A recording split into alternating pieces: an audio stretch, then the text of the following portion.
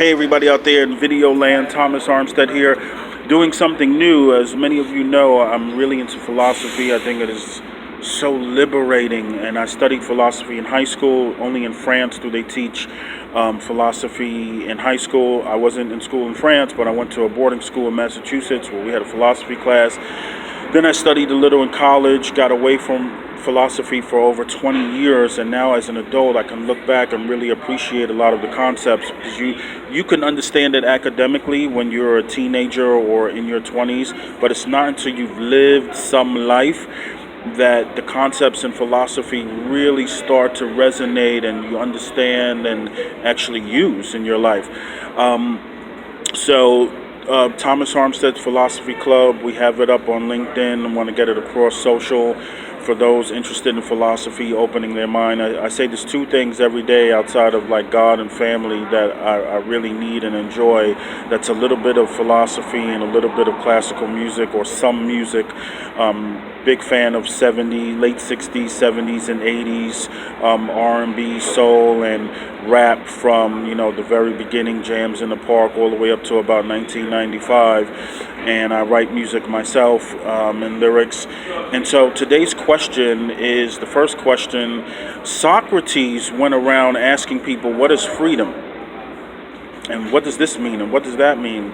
And they would say, well, freedom is liberty. And he would say, well, what is liberty? And liberty is being able to do what you want to do. Well, what is it that you want to do? And on and on and on. And people would get exasperated as he's, 30, 40 people following him from store to store in ancient Greece. And stores were called Stoic or Stoics. And that's how they got the name Stoics. And then 2,000 years later, you have Wittgenstein with the philosophy of language, and he has two different books, the Tractatus Logico-Philosophical and the Philosophical Investigations. And to sum up Wittgenstein is a mighty feat to accomplish. But let's just say that he said that language in the search of truth was inadequate. And so we go back to Socrates, who said language is inadequate because language, one word leads to another, and Wittgenstein agreed with this because he said there was, at least in his picture theory, there's one word, you say tree, but a tree is not a tree without leaves, without branches, without roots. And in Spanish, tree is a totally different word, arbol, right? And so it's very interesting. I liken Wittgenstein's view of language as one of those bridges in like Raiders of the Lost Ark, where it's like these little planks across a huge canyon, and some of the planks are gone, and you step on one and you go through it, and it's a 1,000-foot drop or something like that.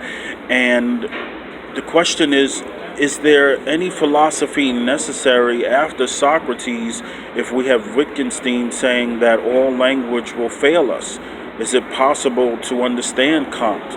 You try to read the Critique of Pure Reason, and it's just like he's saying the same thing over and over again, like he takes 15, 20 words and he puts them in different places in the sentence, trying to get to the point, trying to get to the truth. So that's the question for today.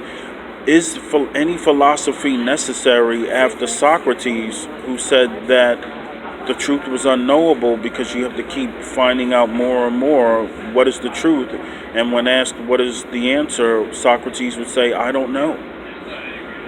Love to get your questions, comments, and let's get the philosophical discussion going. And one of my goals with philosophy and writing philosophy books and philosophy clubs, philosophy videos, is to get the world, bring philosophy to the masses, like Sir Francis Bacon, like Bertrand Russell, Boethius in many ways, like Plato, like Aristotle.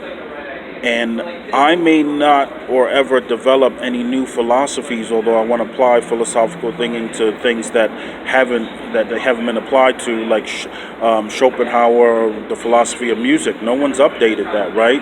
So Francis Bacon said, I want to update all of philosophy. I want to update all of metaphysics. I want to update all of science. A great endeavor, a fantastic human being, considering he had a job, a family, and did it as a hobby. Just think about that question, though. Is philosophy necessary after Socrates? And let's have a great discussion and bring philosophy to the masses of people. Thank you very much.